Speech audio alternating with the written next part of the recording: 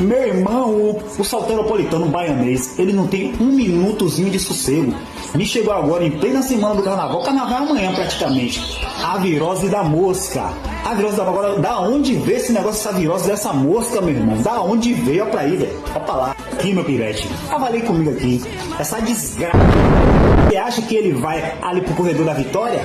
Ele vai ali pra Pituba, lá na Barra, num copo bonito, fluorescente, lá dentro do camarote, aquele camarote climatizado do Playboy? Não, pai, vai posar na pipoca do camarote, naquele seu copo descartável. O cara, agora veja só os sintomas desse negócio, meu Deus do céu. Ô, meu pai! 2 abdominais, náuseas, vômitos, não quero nem falar mais, morreu já, velho. Misericórdia, velho, misericórdia. Pra você que vai pra lá, pra pipoca do canário, meu favela, meu cria, tome cuidado com o seu copo, leve um álcool gel, se puder lavar a mão, lave a mão, porque, pai, você dá uma dor de barriga lá no meio do circuito, lá não tem lugar pra cair.